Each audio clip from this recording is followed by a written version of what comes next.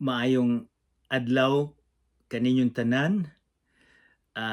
Kini ang una natong adlaw sa pagtuon sa libro ni Marcos.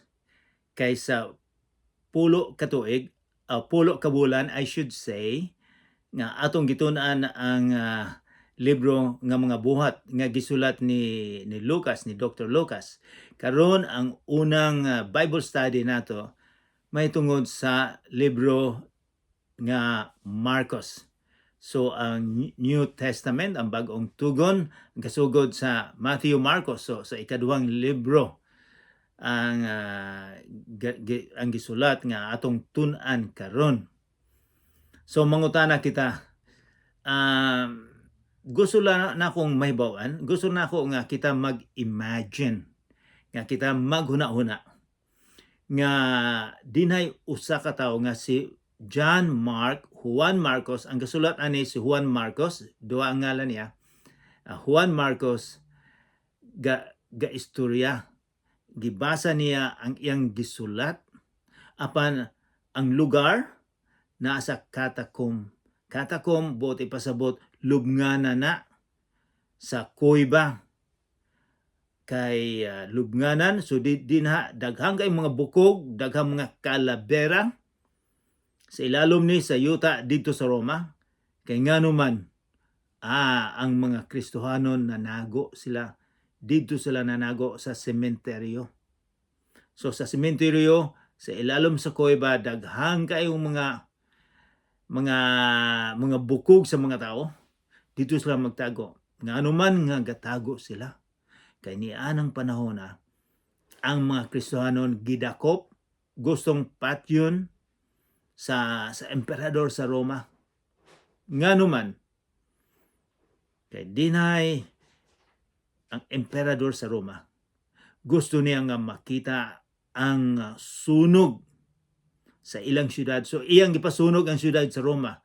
Ug samtang nasunog ang syudad sa Roma, ang iyang violin, nagpatugtog siya sa iyang violin. Dito na nakita nga nalipay siya, nakita niya ang nasunog, daghang mga taong nangamatay. Nalipay siya. Sa tulo ka adlaw nasunog ang Roma. O kay bulugag unsay gihimo, iyang gimahay, iyang giblame kung kinsay gisunog, miingon siya ang mga Kristohanon ang gasunog. Nag-order siya dakpon ang tanang Kristohanon og ipakaon sa leon.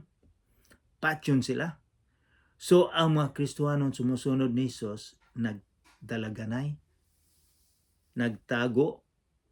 So dito sila nagtago sa Catacomb, sa lubnganan, sa ilalom sa yuta, sa mga kuiba nagtago sila. So dito gusto kong mag-imagine mo nga si John Mark nga gasulat ni ining libro nga Marcos, dito naminaw sila sa gisulat ni Marcos. So makapangutana kita, kinsa man ni si Juan Marcos, kinsa man ni siya?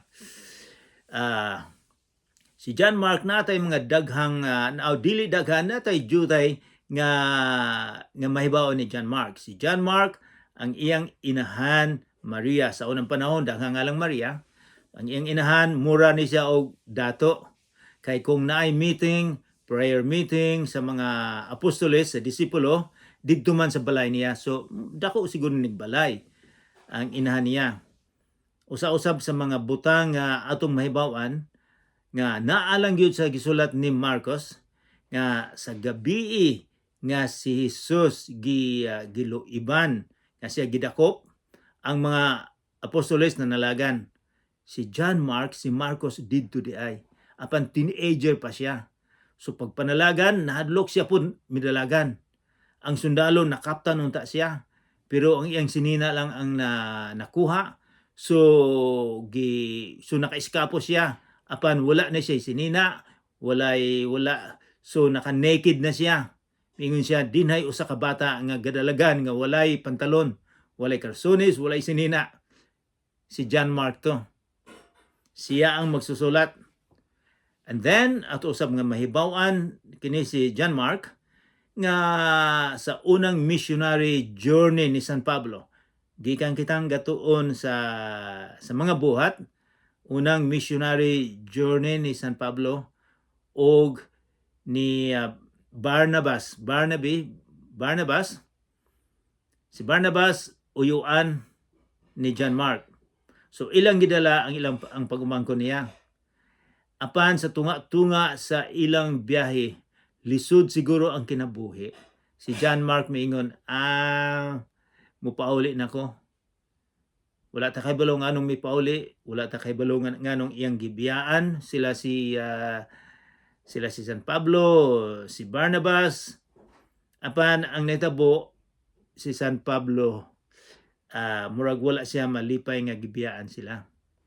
So sa ikaduhang misyon nila, mingon si Barnabas, atong dalon si John Mark.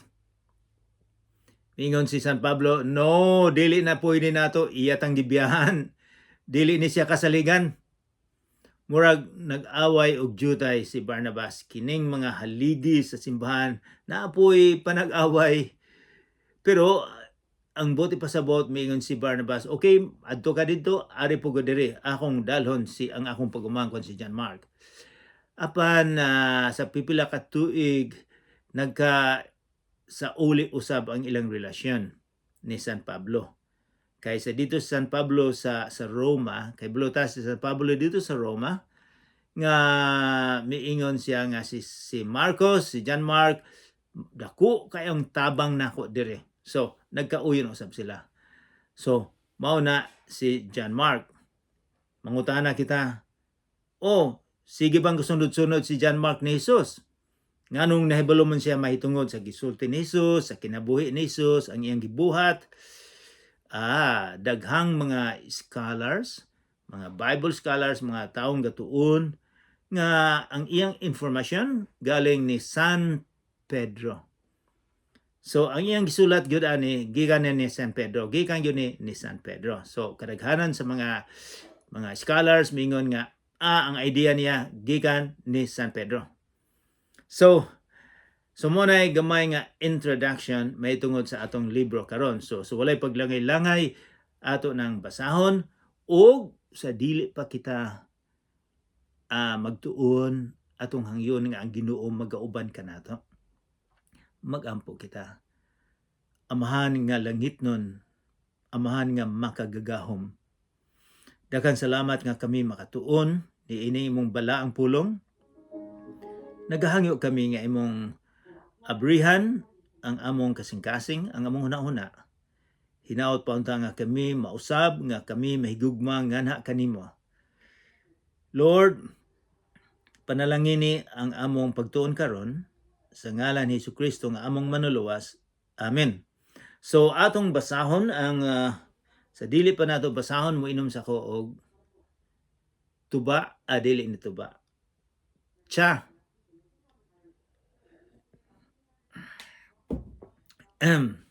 Okay guys, nana ba mo dinha sa sinulat ni John Mark, sa Binisaya Juan Marcos, dili ni si Presidente Marcos.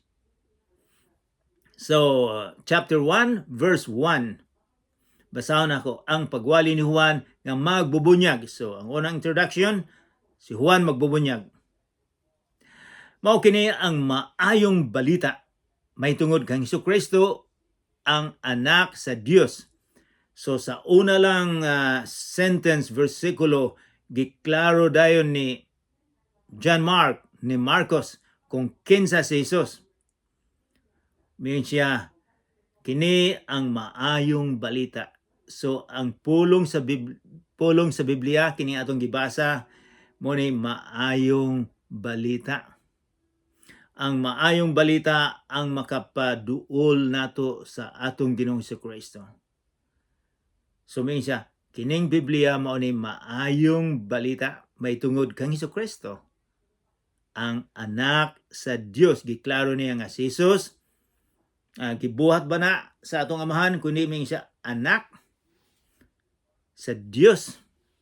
So maingon ta, kung ang baka, kung ang kalabaw kalabaw, ang iyang anak usab kalabaw. Kung ang amahan ni Jesus Ginoo, si Jesus usab Ginoo. Munay gamay nga pagkasulti. So, maayong balita mingon siya, ang mga tao,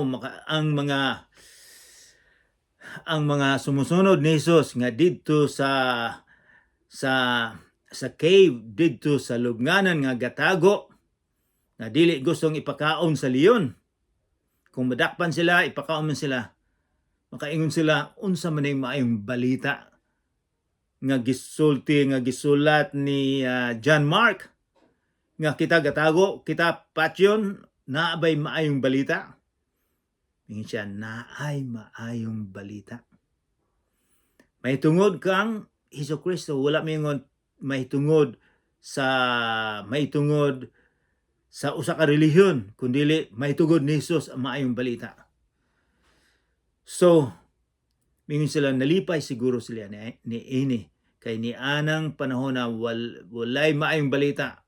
Ang kinabuhi nila na milegro. Dili sila gusto nga ipakaon sila sa leon.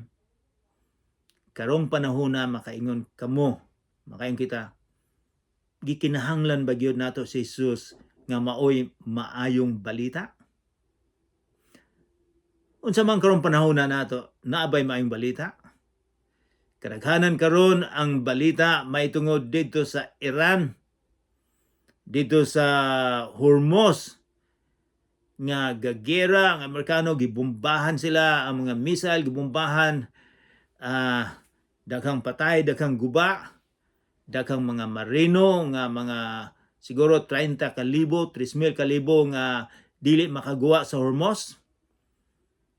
So karong panahon na dili na mga balita nga dili maayo dito sa ubang lugar sa Africa. Ang mga Kristiyanon na miligro ang kinabuhi. Maayo ba ng balita? Karong panahon na usab ang gasolina mahal kaayo. Gakinahanglan kita maayong balita sa atong panahon karon. So, sa ilang panahon usab, miingon si John Mark, naay maayong balita, ang atong Ginoong Hesukristo, ang anak sa Dios. Ang anak sa Dios, buti pasabot nga ang Ginoo ipadala dinhi.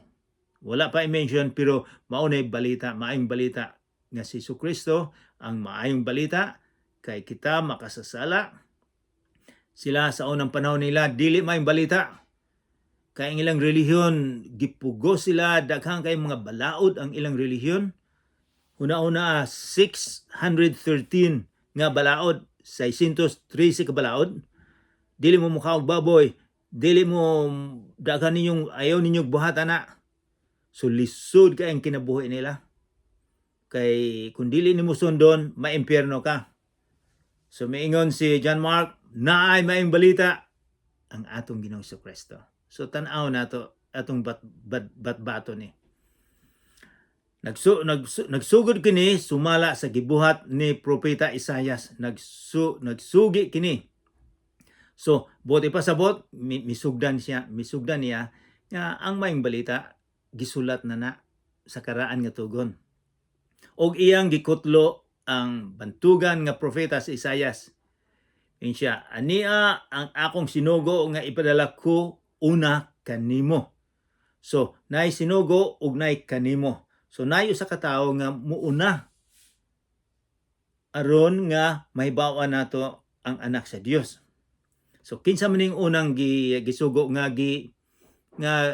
gisulti na sa karaan nga tugon. Ang trabaho, siya, aniya akong sinugo nga ipadala ko una kanimo. Aron andamon niya ang imong agianan. Andamon niya kinsa may muandam, kini atong makita si Juan. Andamon niya para ang mga tao maminaw sa atong Ginoong Hesukristo. Ping siya managsinggit didto sa kamingawan. Andaman ninyo ang dalan alang sa Ginoo. So ang dalan sa Ginoo Dini ato ding mahibawan ining konteksto ang atong Ginoong Kristo ang dalan. Himua ninyong tulid ang iyang agianan. Busa, therefore, verse 4, versikulo 4, busa namunyag si Juan sa mga tao didto sa kamingawan. Og nagbunyag, nagwali atong bantayana. Ingin siya, hinulsuli og biyai ang inyong mga sala og magpabunyag kamo og pasayloon kamo sa Dios. So kining usa ka bersikulo importante kaayo ni sa imuha og sa akong pagtuo. Dini atong makita si Juan nagbunyag. Unsa may mga requirements bago usa bunyagan. Bunyagan ba dayon? Pero dini yang giingon. Kini gusto kong mahibawan ninyo kung unsay gihimo sa early Christian, sa mga Kristiyanos, dili karong mga bago na, kini ang original gyud. So nagwali siya, namunyag. So mo ni ang giingon, hinulsuli og biyai ang inyong mga sala. So miingon siya nga ang paghinulsol ubanan gyud sa biyaan. Dili lang bot ipasabot naghinulsol ko. Wala na kundi biyai ang imong sala. Kung ang imong direksyon sa imong kinabuhi nagkasala, kundi buot ipasabot, ibalhin mo na ang direksyon sa imong kinabuhi. Kung nangawat ka og manok, ayaw na og pangawat. Maunay hinulsol. Kung nag-drugs ka sa unang panahon, nagbaligi ka drugs, hunungan na maunay hinulsol. Ang hinulsol ubanan gyud sa buhat. And then, unsay may tabo, pasayloon sa sala. Kinsa may kinahanglan imong i-recognize nga ikaw makasasala. Usa ka pasayloon sa Ginoo. And then kung pasayloon ka na sa Ginoo, naghinulsol ka, di na pagkabunyagan. So maoy ilang pagtuon, maoy ilang theology, maoy ilang pagtudlo ni Juan. Kining bunyag, dili ni bago, dili si Juan ang nagsugod nini. Ang mga Hudiyo, nabunyag na sila. Kung ikaw hintil, gusto kang mahimong Hudiyo, magpabunyag ka. So, ang ilang bunyag sa unang panahon, dili lang wisik-wisik, kundi ituslob yun ka, ituslub yun. Naapoy ilang practices sa unang panahon, ang mga Hudiyo, nga usa ka moadto sa templo, kung naa kay nagkasayop ka sa kinabuhi, na imong gihimo, na usa ka lugar dito nga ituslob ka sa tubig para mahugasan ka. Usa ka dito makaampo sa templo. So dinhi atong mahibaon gyud nga ang pagbunyag, dili ang bunyag ang makakuha sa imong sala, dili ang imong paghinulsol, ang imong pag-akseptar nga ikaw makasasala, nga ikaw usbon nimo ang direksyon sa imong kinabuhi, usa ka pa bunyagan. Ang bunyag walay dili makapalimpyo, kundi ang Ginoo lamang ang makapalimpyo. Ang imong desisyon, ang kaluoy sa Ginoo ang makapasaylo kanimo. Ang tibok, then verse 5, ang tibok lalawigan sa Judea o sa syudad sa Jerusalem nangadto kang Juan aron sa pagpamati kaniya. Gisugid nila ang ilang mga sala o gibunyagan sila ni Juan didto sa suba sa Jordan. So usa sila bunyagan, ilang gisulti na recognize nila nga sila makasasala. Maogi requirements. Kinigingon River Jordan, pag adto na mo sa nakita na ako usab, miagi mi adto ko sa tubig sa Jordan. Mingon sila ditong dapita si Jesus gibunyagan. So namunyag si Juan dito sa suba sa Jordan. Dili ni dako kayong suba. And then may describe sa verse 6, ang besti ni Juan hinimo gikan sa balahibo sa kamelyo, panit ang iyang bakos ug ang iyang pagkaon dulon og dugos I should say, dulon og dugos. Unsa may mahitabo kanato kung maunay atong kanon, posible siguro nga si Juan niwang kay iyang kanon dulon man lang grasshopper. Daghan siguro ning vitamina ang grasshopper, daghan siguro ning so nabuhi man siya sa dugos. Kaya ba ninyo nga ang inyong paniud to dugos o grasshopper? So mao na isuda ni Juan. Apan, and then verse 7, miingon siya sa katawhan, ang tao nga muani sunod kanako. So miingon na siya, ang tao nga muani sunod kanako. Wala pa siya nagsulti sa atong Ginoong Jesucristo. Miingon na siya, muani sunod kanako, mas gamhanan kay kanako. Dili ako takos bisan sa paghubad sa higot sa iyang sandalyas. Sa unang panahon, 2,000 years ago, kung ikaw ang teacher, na kay mga estudyante, silang mag-prepare sa pagkaon, sinina nimo asa matulog, pero ang pagkuha sa sapatos nimo sandalyas, dili na imuha kay ubos na kay na. Si Juan miingon nga, bisan ako dili ko takos nga hubuon, but ipasabot kining buot ning ipasulti mas labaw nga gamhanan kaysa iya. Siya nagpaubos nga siya ubos lang gid siya, naagi tao nga moabot nga mas gamhanan. And then verse 8, namunyag ako kaninyo, yan siya, kaninyo sa tubig, apan siya, wala pa kay baluta, pero dinhi may bawo nato nga si Jesus, apan siya magbunyag kaninyo sa Espiritu Santo. Walay laing makapabunyag sa Espiritu Santo kundi ang atong Ginoong Jesucristo lang. Dinhi usab atong makita sa pagtuo nato sa libro nga mga buhat,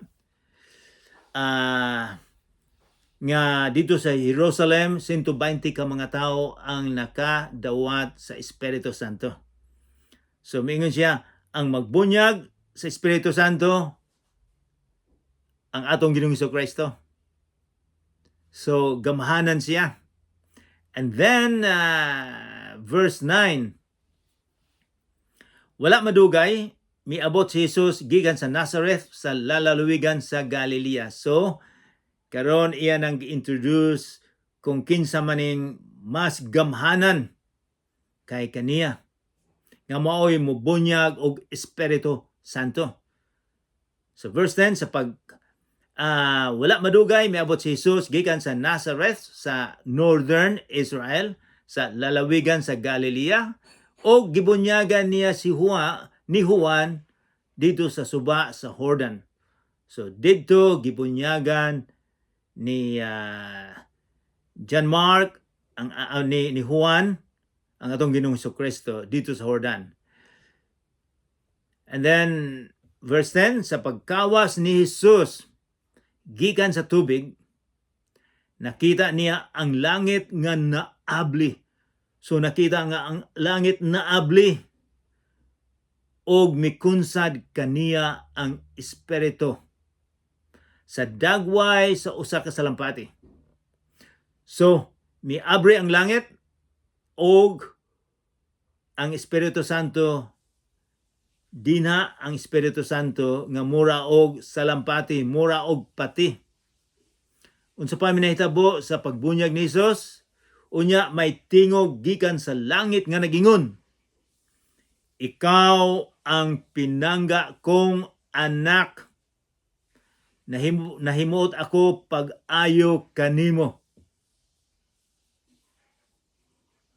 Kinsa may gasulti niini?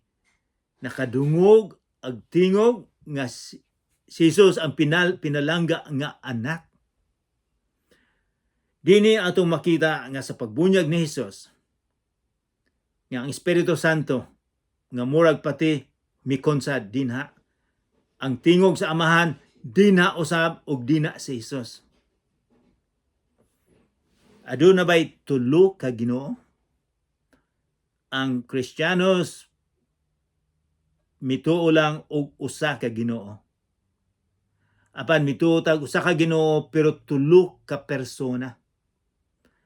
Ginoong Amahan, Ginoong Hesus, Ginoong Espiritu Santo. Tulo ka persona, usa lang ang Ginoo. Dini atong makita nga naabri, nga nadungog ang tingog sa Amahan.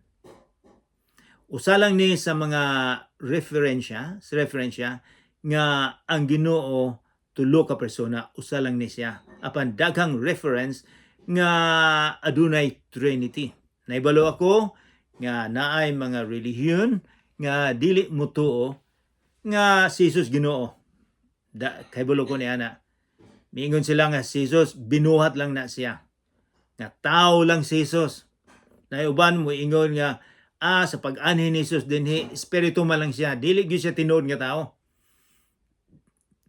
So dinhi atong makita nga dinha si Jesus dili espiritu, kang Espiritu Santo dinha man pod, dinha ang Amahan, dinha ang Ginoo. Ato po sa makita nga ang atong Ginoong Jesucristo sa nagsugod na siya sa pag-ebanghelyo sa iyang pagtudlo, nabalo mo nga gibuhi ni ang patay, mga may sakit iyang giayo, milakaw siya sa dagat, daghan siyang gihimo, gipakaw ng mga sobra sa 10,000 ka mga tao. Tao ba ni siyang ordinaryo? He is God. And then verse 12, diya gipaadto ni Jesus, diya gipaadto si Jesus sa Espiritu Santo ngadto sa kamingawan. Nagpabilin siya didto og 40 ka adlaw og gitintal siya ni Satanas.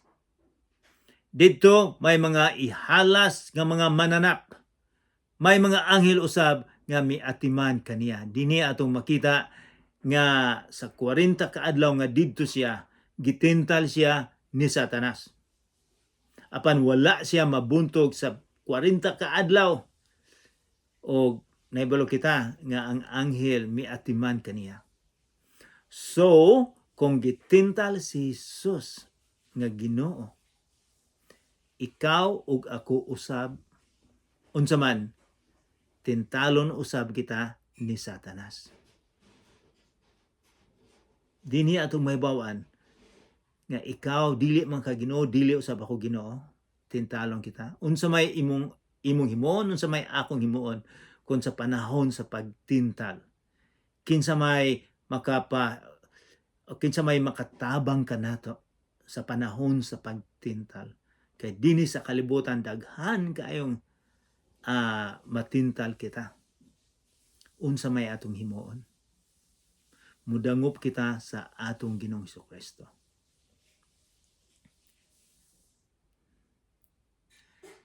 And then verse 14, versikulo 14, si Jesus ang upat ka mananagat. Verse 14, sa dihang nabilanggo na si Juan. So, nabilanggo na si Juan. Gipatay si Juan at that time. Miadto si Jesus sa Galilea ug nagsangyaw sa maayong balita sa Dios. So, maayong balita gisangyaw sa atong Ginoong Jesucristo. Maayong balita nganuman nga maayong balita nga ang Ginoo nagpadala nga sa atong pagtuo, pagsalig sa gibuhat ni Jesus, kita adunay kinabuhing katapusan, kita mapasaylo sa atong sala. Miabot and then verse 15, miingon si Jesus, miabot na gayod ang panahon. So kining giingon sa original nga miabot na gayod ang panahon, kining panahon special nga panahon, daghang kayong mga nahitabo sa panahon sa kalibutan, pero maingon siya, kini ang espesyal nga panahon. ang panahon nga maghari na ang Dios. So, ang maghari ang Dios. Maunay malipayon, maunay maayong balita kay ang Ginoo maghari na dinhi sa kalibutan. Unsa mang paghari pareha ba ni sa mga political leadership, mga general, kundi maghari siya sa kasing-kasing sa isig katao. Maghari na ang Dios, busa mingin siya, therefore, aron nga maghari siya sa imong kasing-kasing, hinolsuli og biyai ang inyong mga sala, og tuuhin ninyo ang maayong balita. Ang maayong balita nga ang Ginoo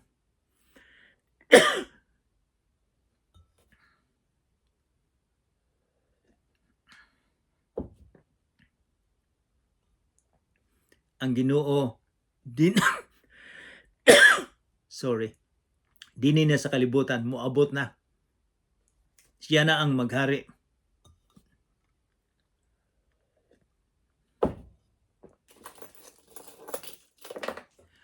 Unya,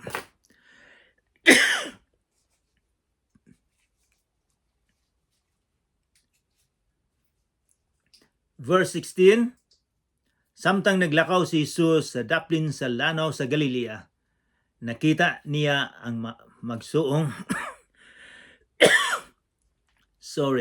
mananagat nga si Simon o si Andres nga namukot. Unya si Jesus miingon kanila, kuyog kamo kanako ug tudluan ko kamo sa pagpanagat panagat og mga tao, dili panagat og isda, panagat og tao. Diya gibiyaan nila ang ilang mga pukot ug mikuyog kaniya. So walay lalis, mikuyog dayon sila sa atong Ginoong Jesucristo. Mipadayon si Jesus unahan ug nakita nila si Santiago ug si Juan nga mga anak ni Zebedeo. Didto sila sa ilang sakayan nag-andam sa ilang mga pukot. Sa pagkakita ni Jesus kanila, gidapit niya sila sa pagsunod kaniya. Busa gibiyaan nila ang ilang amahan didto sa sakayan uban sa mga sinuhulan ug mikuyog kang Jesus. Unsa man siguro ang gibati sa ilang amahan nga nagtrabaho lang ta dinhi, nga kining inyong trabaho, kining atong trabaho, kining atong negosyo daghan ni og kwarta. Og unya inyong gibiyaan, di ba? Sa kitang mga ginikanan ang atong makita una, kwarta ang akong anak pa eskwelahon, dako kay ni sag sweldo, siguro someday ug madamlag makaadto siya sa ubang lugar o adunay sweldo nga dolyar nga makapadala, or siguro ang makakuha ni siya dako kayong sweldo ang siguro mga 40,000 sa usa ka bulan or 50,000 sa usa ka bulan. Kay ang pangisda sa una maayo kay negosyo. Nagbaliga sila siguro bulad, nagbaliga sila ginamos. Daghang kaayong sakayan, miingon si Flavius Josephus nga 620 ang ilang masakayan dito, daghang kayo. So maayong negosyo, maayong kwarta. Apan unsay gihimo nila? Ilang gibiyaan ang kwarta. Ilang gibiyaan ang posible nga madato sila. Tungod lang kay si Jesus gitawag sila. Karon mingon si Jesus, mangisda na mo, dili og isda, misdag tao.